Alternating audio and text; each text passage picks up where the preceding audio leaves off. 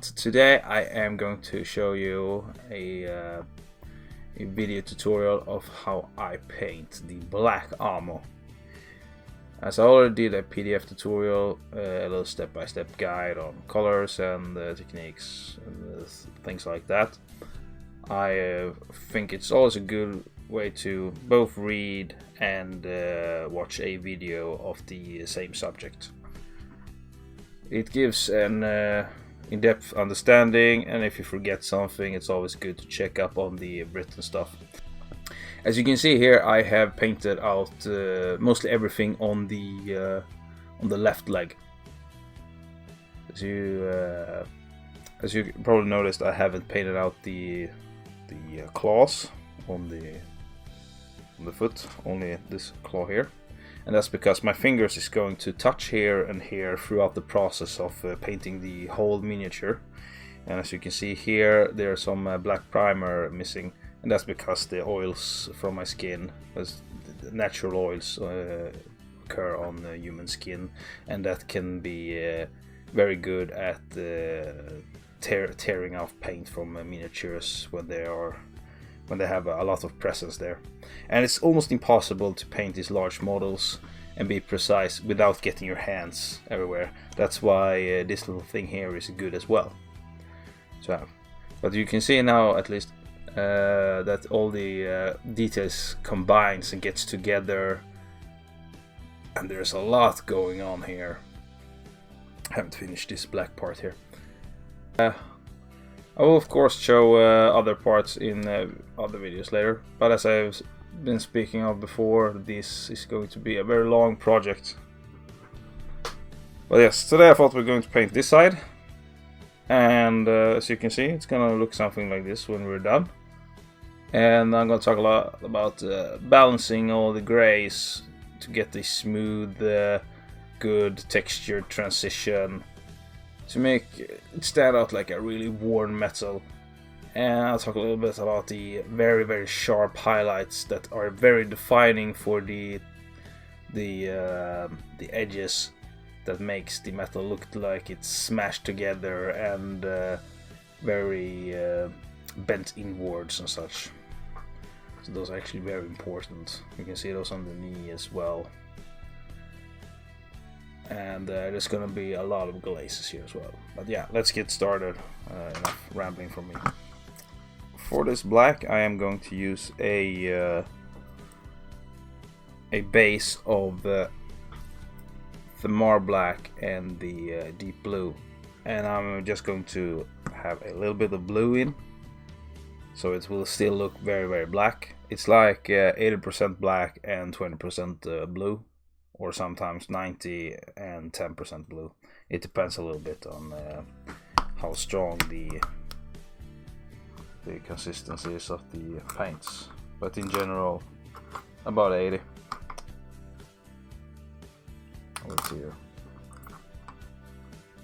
So as you probably cannot even see the blue in this paint here, but there's a hint of it, and that's the only thing that we want. And I have already a pre-mixtured paint pot of this, because I want the same mixture for the entire Gaskull model. After I'm done painting, this won't be needed anymore, so I don't have mixed a lot in this one. That's why I still have the label. I haven't labeled it myself. So that's the base, and the reason why we use that is because when in the deepest shadows we want to use pure armour black. And a little bit about black is that I realized that armour black is probably the best black that I use, at least in my opinion, because I tested out the blacks a little bit, and as you can see down here, this is armour black, and the upper part is Vallejo black. And I really like when the black is a little bit more satin, because it gives it a more shiny depth to it, and it's easier to make highlights and transition on that. Of course, it's hard to blend it with the other colors, but that's a struggle I can manage. So it isn't that much of a problem. I just have to put a little bit more effort in it. But still, the upper black is of course a very nice and matte tone to it as well.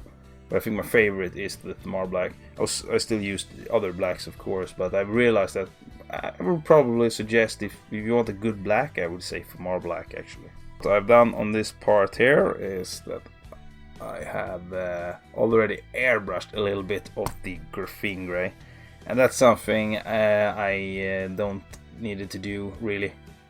I could have just started painting without the graphene gray, because that's what I had to do on the back here anyway. So that's not something that you need to worry that much about. I just thought it could be a nice little guide, but it turned out it didn't matter at all. So we're gonna take a little bit of graphene gray and we're gonna start build up the first base. I ain't gonna show the base coating because you probably already know how to do that. This is a expert level tier video, so I kinda expect that from you to know how base coat works by now. So a little bit of glaze as usual. Makes it easier to make subtle, small stipples with the gray paint. And also have a little bit of paper cloth close so you can wipe off your brush if you get too much paint on it.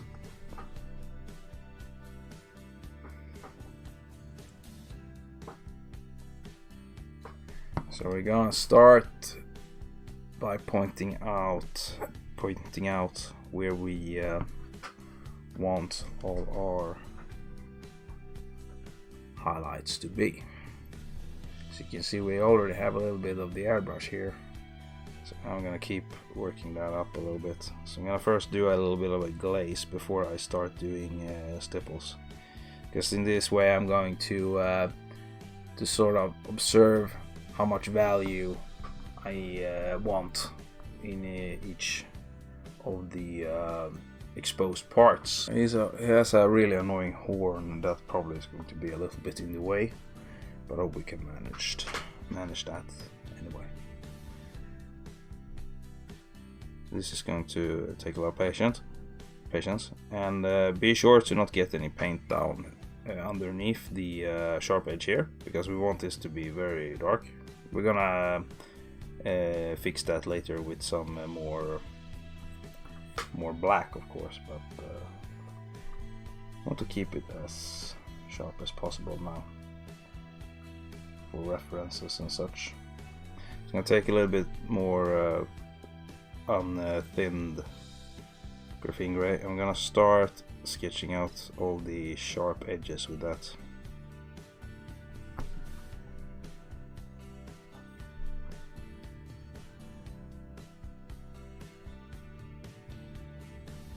Even though there's a corona pandemic in the world right now, I actually managed to get my hands on some new Da Vinci brushes, and I'm using one right now.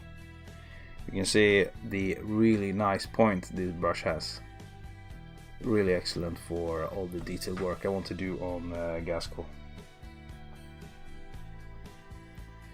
And to correct my latest video on brushes, I was a little bit wrong that the Da Vinci was close to the Windsor brushes. They are actually more close to the Rosemary brushes, but they are a bit better at the sharp pointiness of the brush than the Rosemary, but they cost twice as much, so that is to be expected.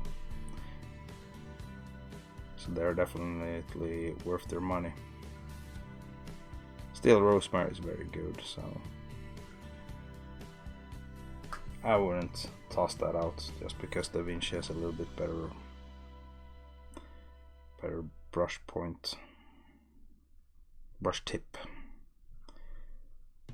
So it's good to paint out all the lines so you have a nice reference. See what I am doing, since the light reflects back in my face. And I've tried many different setups and I can't really shake that off, so I need to invest in new lamps, I think. some dental lamps, because I have studied a little bit of the workplace of dental technicians, and they have really good lighting. So I'm going to try and get my hands on that. Can't get your hands on those kind of lamps if you're not a licensed dental technician, though I've noticed. Can probably get some second hand, but I haven't had any luck yet. I'm gonna see if I'm gonna start to stipple this little surface here. I'm gonna make it like a little moon shape. It's going to be transferring as I start here and go about there, and that's just to show how the light shapes on the object and from its light source when it's coming down onto the miniature. Thing here, we want to focus as much light where the lines here meet, and the most of it will collect, as it did on the other side here. It's a little bit more on the points where the lines connect. That's a good place to collect all the light. So we're gonna start stippling up.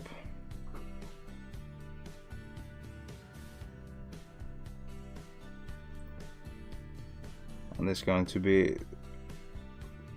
going to require a lot of patience. So these kind of paint jobs are in no way quick paint jobs. You just have to be patient and do it a couple of times. Your speed will pick up once your hands get used to what you're doing, and your mind as well. It's all about being experienced and having done things before. I've noticed. That's how it is with a lot of things in life. If you do it 5 times over, the 6th time is going to be very easy. Sometimes it just takes 3 times to do something, and the 4th time is going to be really easy. I got a little bit of gray out there, so I'm going to have to fix that later. I'm going to start to stipple a little bit around here to create some texture. Otherwise, we can imagine that the light will collect at the buckled points on the damage from the shot. But otherwise will not show up so much on the other surfaces. So we can imagine that there will be a lot of light collecting here, since there's a little raised area. A scrape, and a little bit here as well, because we have a exposed part that is raised, sort of beveled.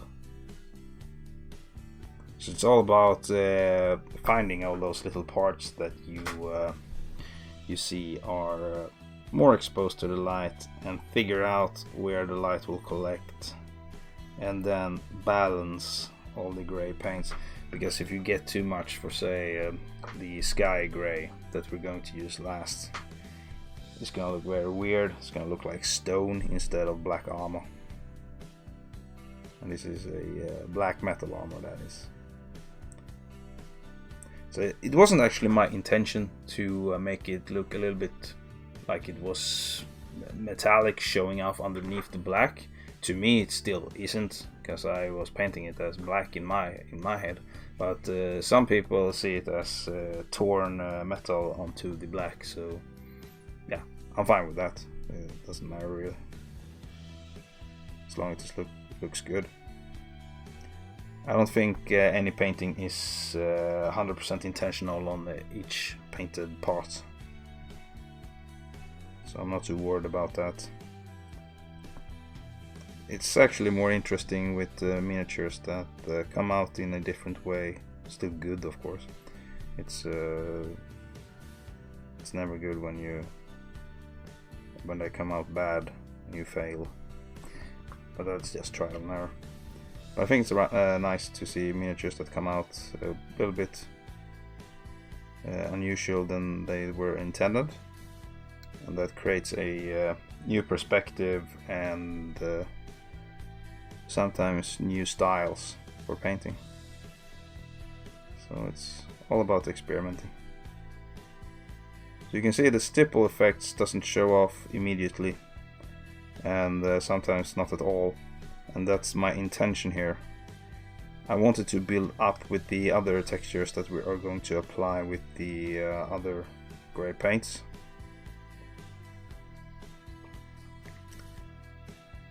In several layers.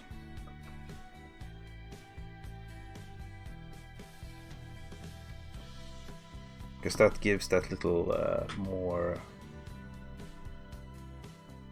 what can I say, really, more alive feeling to it. It's hard to explain, but the build up looks very nice in my eyes. We can of course add a little bit of scratches as well to show that there are some things going on, even on the darkest parts of the armor. And these are going to be heavily glazed over later on, so they won't even be barely visible. But they're nice to have in the background, and it sort of helps even if they are not visible. Because it's all about the build up here. To sort of give the eye so much to look at that it all melts together to create a combined effect. So once we're satisfied with our gray paints here, we shall move on to the French Mirage Blue. I've chosen very matte gray paints for this. That is to sort of, well, nullify the effect of non-metallic metal, but I didn't really manage to do that, according to some. But just to not give that really too blue of a feeling in the metals, I want them or the blacks, I want the blacks to be black and gray and not too blue. Of course there's a little bit of blue in there because you can't have natural grays not shining off any of the surrounding atmospheric lights. So there will of course be a little bit blue in there. But it's only the French Mirage Blues that is a bit blue. The Graphene Grey is more of a dark, you can say it's a little bit blue, but it's more of a dark grey. And the Sky Grey is, well, it's very grey brownish. So not much of the blue. It's not like when you're painting with dark sea blue and pale blue grey or the blue grey paints that exist out there. So let's see here. So you can see the start of a build up. There's not much going on really, but you can imagine that it's going to be a quite nice build up once we proceed to the other paints. So let's move on to French Mirage Blue and start building up our mid-tone for the reflections on the black.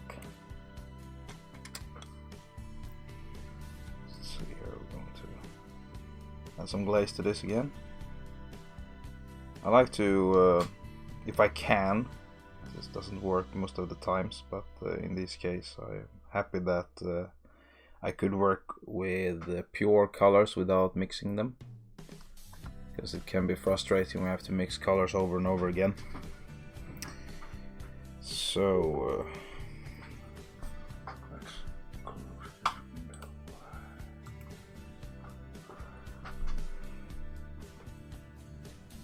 we need a very thin Mirage Blue, but we also need to have a quite thick one as well. So I'm going to start by continue shaping out the highlights, the shapes of the armor. Really thin lines, not too thin though, because you want to leave a little bit of room for your your sky gray highlights later on. And I clean up some mistakes as well later on.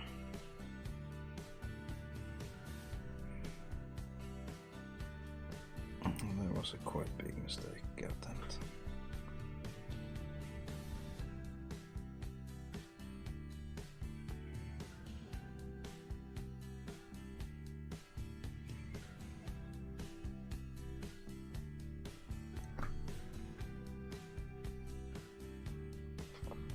Use a little bit of inner place here. So after we're done with our lines, then we start stippling. I'm also going to make some glaze layers as well.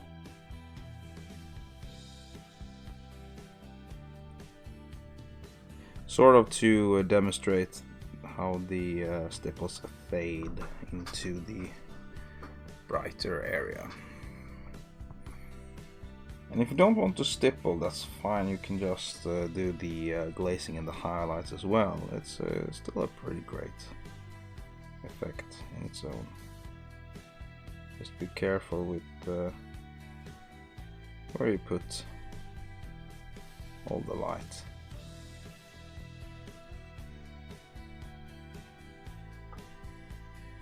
Just gonna continue on some scratches that I created.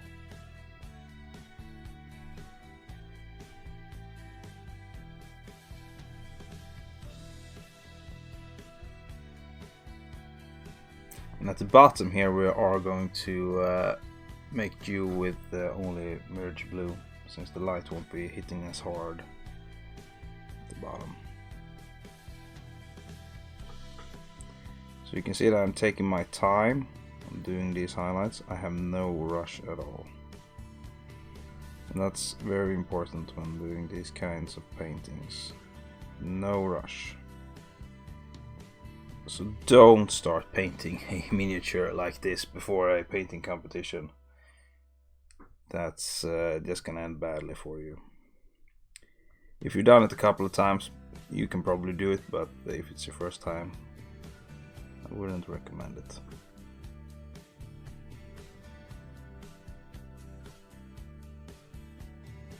Hard to keep patience when you're under some kind of stress. You always need to tweak some of the qualities in the paint jobs. That's something I'm very experienced with, since I've been painting a lot of commissions. You always have to dumb down some parts of the miniatures just to not spend too much time on them, so that you get your money's worth out of it, but still deliver a nice painted miniature, of course. But when it comes to commission, it's all about having a visually good miniature. When it comes to competition painting, it's of course visually good as well, but it's more of going all the way and doing every little bit. That might not be as important to people that don't look at miniature painting that deep and just want their miniatures painted. Still nice, of course, but they probably can't notice the big or the small details that you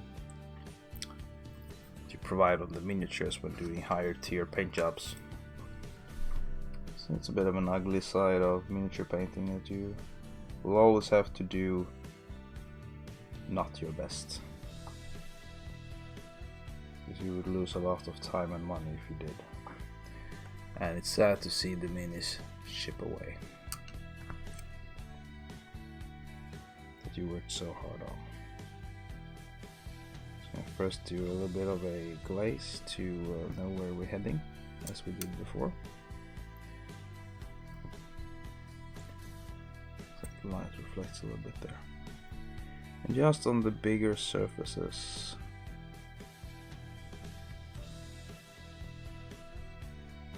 not on the here would be a couple of red strokes.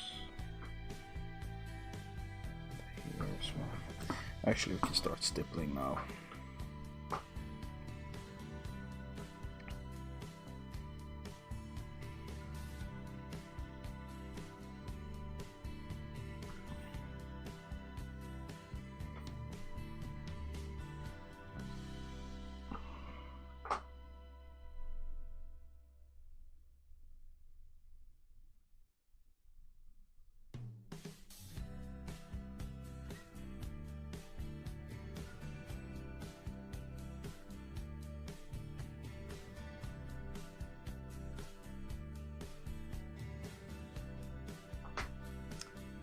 I'm also starting to stipple a little bit on the edges to build up a little bit of texture there as well.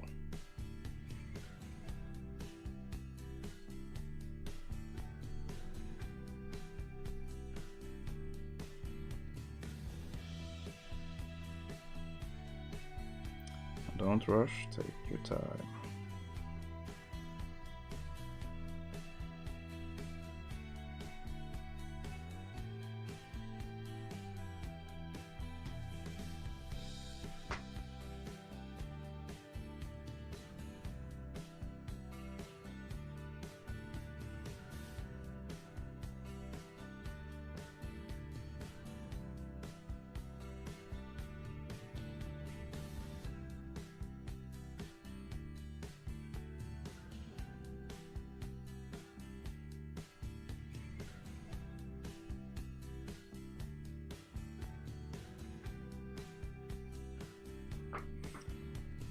I can see that the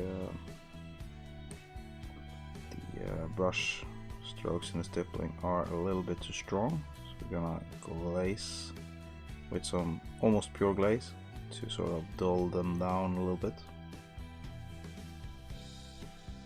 because the glaze is going to solve the paint a little bit, make it a little bit more transparent, as we didn't let it completely dry.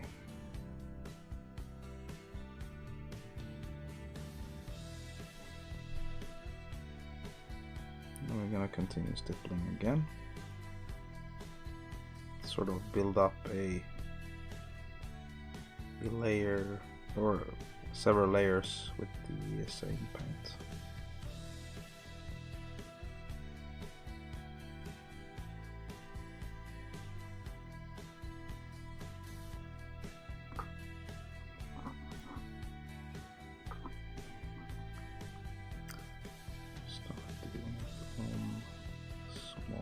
Here as well.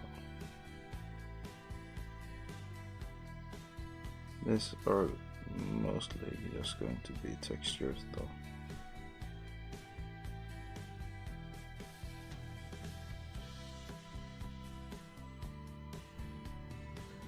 And again, it's very important to study where the light is coming from.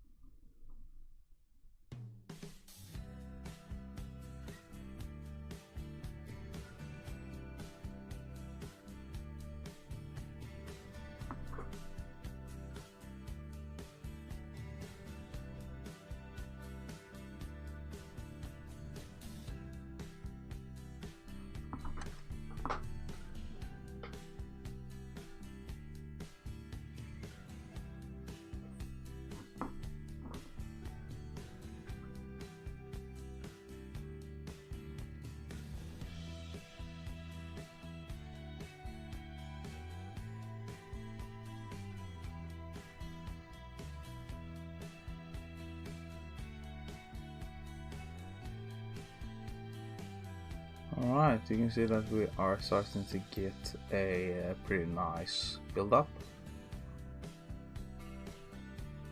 Of the blacks and grays. Just going to add a little bit of more texture to the upper part here in forms of damages.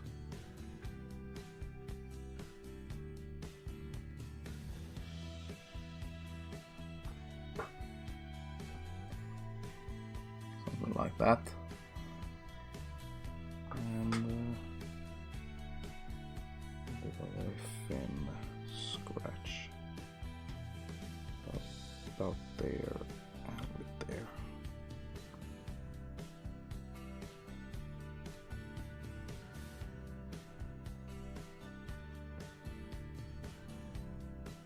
Yeah, I can sit and do this for hours, just picking out where I want certain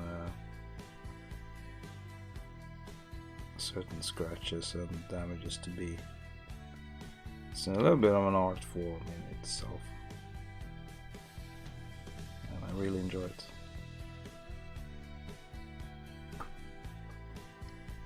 Alright, so I think we got a pretty good build up now, and we will we'll go back and glaze the layers down a little bit with the graphene gray and the black. Alright, so before we will proceed painting with the sky gray to make the final highlights, we are going to shade down the mirage blue and the graphene gray. So we'll start doing a very thin glaze over the mirage blue to dull it down a little bit. Just a hint of it. We don't want too much, because the initial shade is going to be the black, so it's unnecessary to do too much of the graphene gray onto the mirage blue. This just to soften it up a little bit and make it a little bit more desaturated.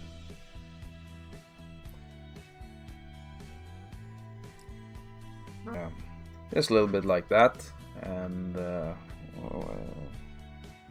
we can adjust it a little bit more.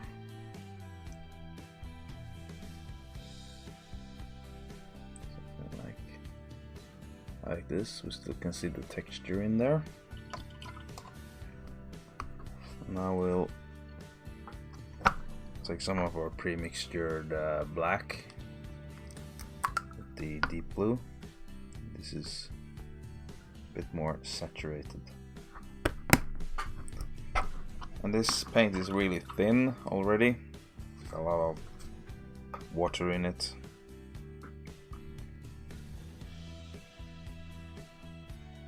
I'm still going to use glaze in this. You can see it's really thin, so we don't want it to take over.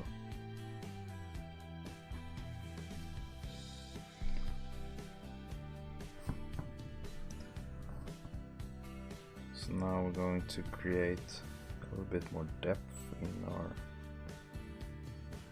armor plate here. I'm going to repaint many of the scratches later on as well.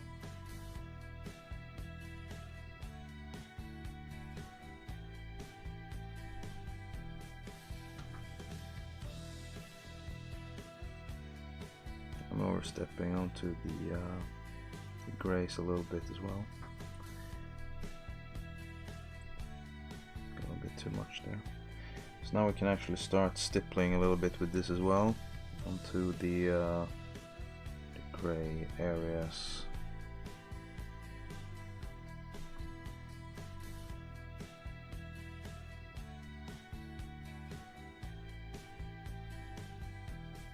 To create further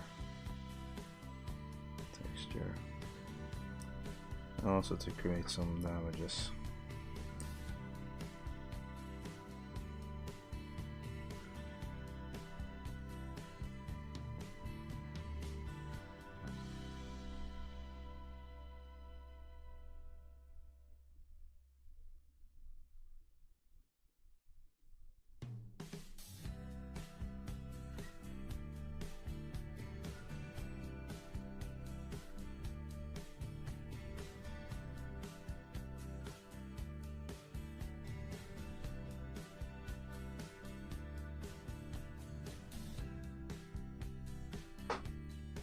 You see that we are getting more depth in our miniature.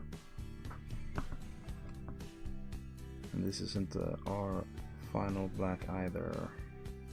I'm going to use pure black next up.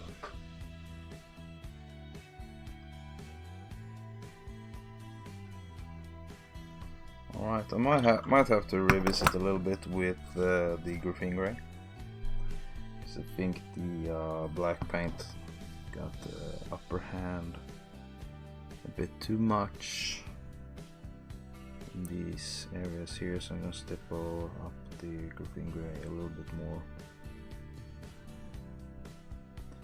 just to tone the black down a little bit, something like that. Yeah, good. Pure Thamar black.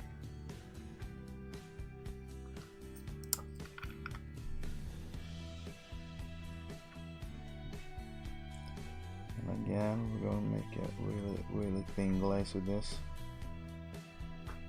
because this is a really strong paint and it attaches itself really easy to the surface you paint it on. This is going to be in their most beveled areas, where we can imagine that the light doesn't get to the surface that easy. So it's up here a little bit, got that. A bit up here as well. And definitely here, since here isn't a lot of light getting through. And I'm not too worried about painting over some of the scratches as well. Those will be fine. I'm going to fill in some of the depths, some scratches as well. This one up here I could fill in a little bit. Also some damages need some depth in the armor as well. This can be filled in with the sky gray later.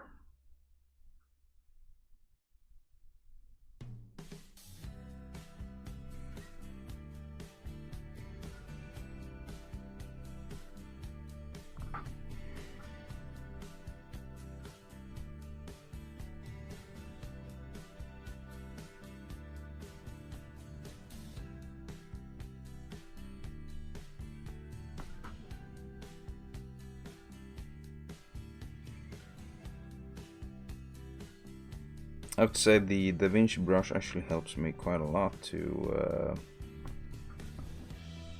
paint when filming. That was an unexpected result. It's just because the tip is so long that I don't have to get my face into the mini that close and ruin the footage with my hair. I still have done that, of course, I already know that, but that without knowing it. But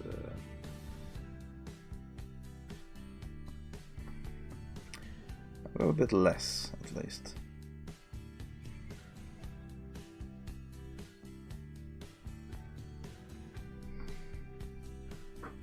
Alright. So I'm gonna get in there with the sky gray.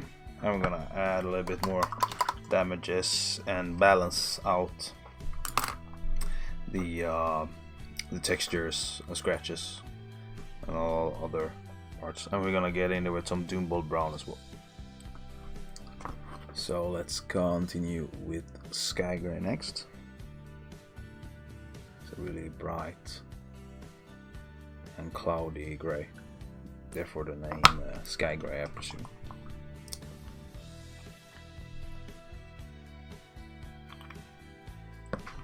And this is a paint we're going to apply in many different kinds of layers. I don't want it to be 100% opacity on all the areas where I'm going to paint it. Some are going to be like 40%, some going to be 80%, some going to be 100, and also going to be 100 are the ones that you can see here are light points where the light reflects the most.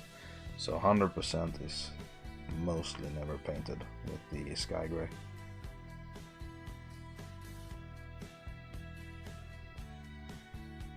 So therefore we're going to use a lot of glaze. And here it's important to know how strong of edge highlights you're doing to the armor as well.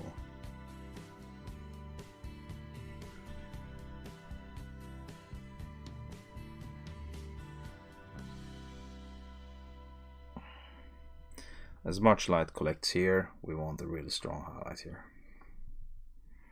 And now you can see that the color of our previous grays are immediately changing to a darker tone, because a lighter tone is entering the painting field. We're also going to stipple a little bit with our light gray.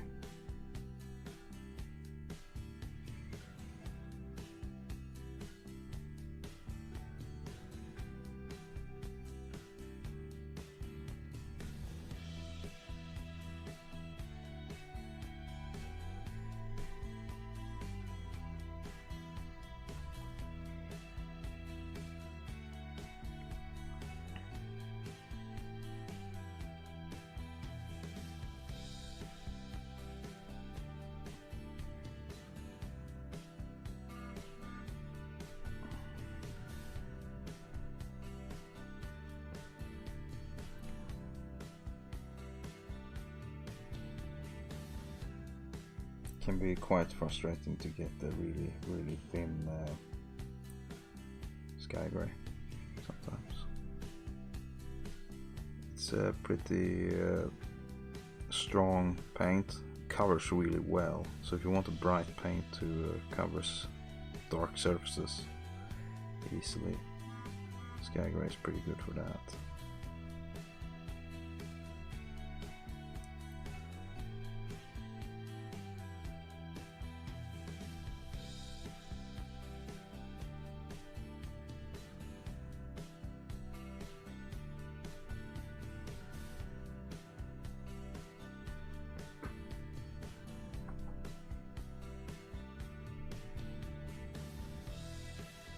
Here we don't want the highlight to go all the way up, as we can imagine that the light collects more at the bottom.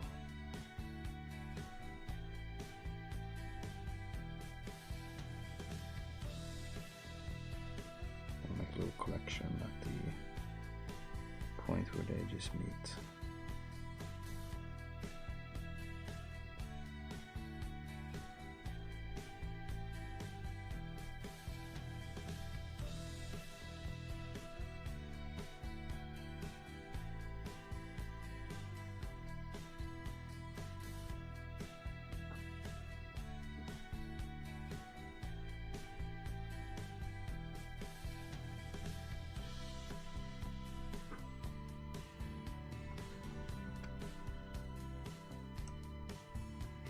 Something like that.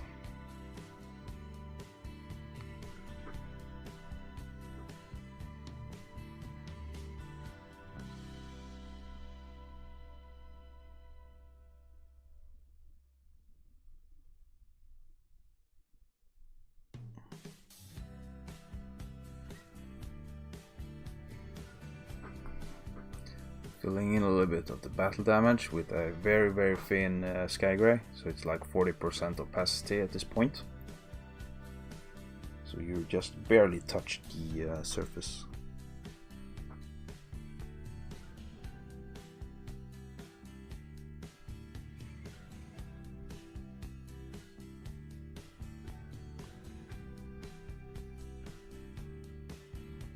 Because again, this is a very strong paint.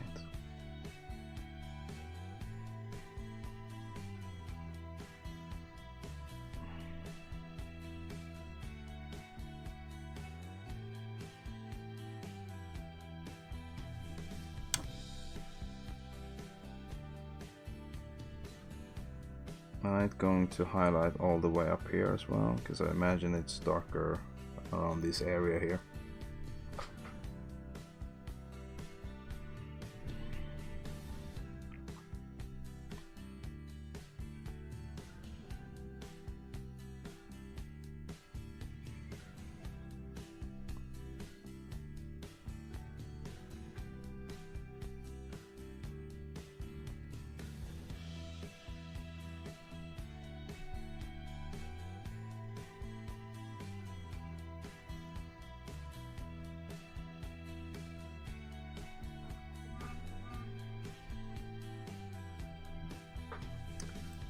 Excuse my stupid phone.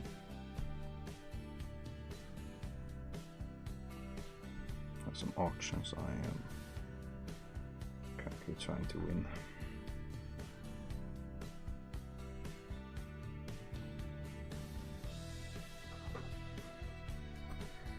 Alright, something like that. Painted out a little bit of the damages as well.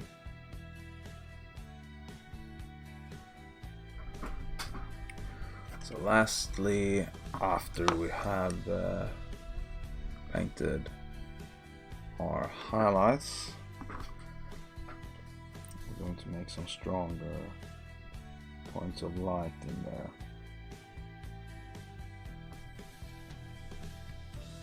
So make one stronger here. This is almost pure non-glazed sky gray. Gonna make one down here as well.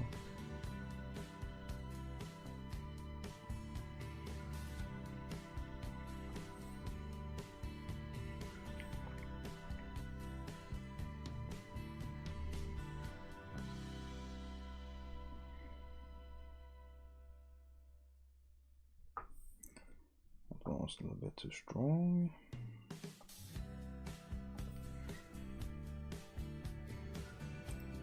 Fade it out.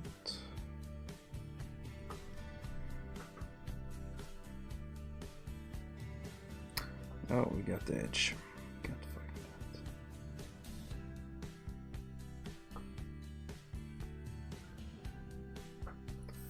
Really hate when that happens.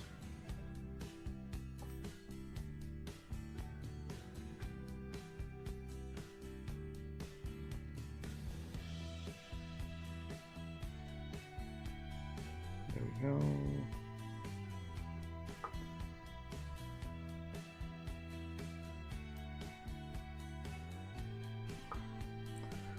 Add some redness in there. I'll take some Doomball Brown and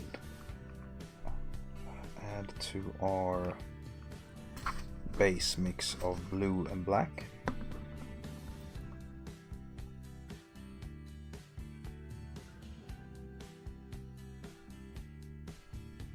I'm gonna start to touch that into and around the bolt here. Now we're gonna get some more saturation going on here, giving it a little bit of a warm feeling.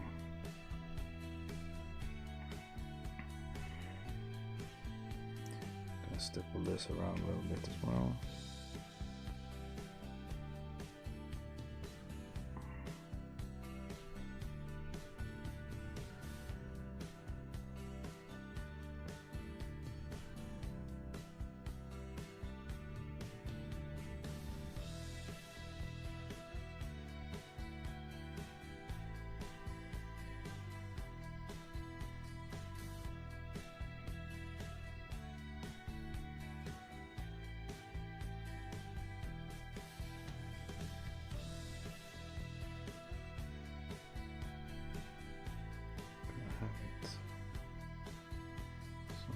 Battle damages as well.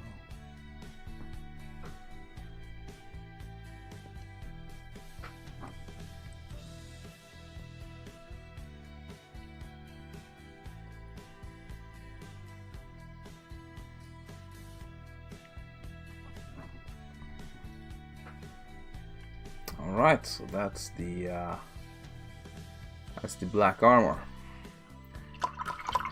I'm going to keep working on this off cam now. I have to adjust some of the final adjustments. Alright, so I have finished some of the touch-ups and finalized the plate here. So now we can proceed to paint the rest of the details and such. Sorry about not getting this on cam, but I added a little bit of Kalahari orange to the doom ball areas. This is not something that's necessary, but it's good to build up a little bit of rust, as you want sort of a natural dirty effect onto the plate. But the doom ball brown works fine in itself as well. See, I added a little bit in the gun hole as well. Makes it a little bit more interesting. So yeah, I hope you guys enjoyed this tutorial, and I'll see you in the next ones. Or you can read about the next ones. It's gonna be a couple of those as well.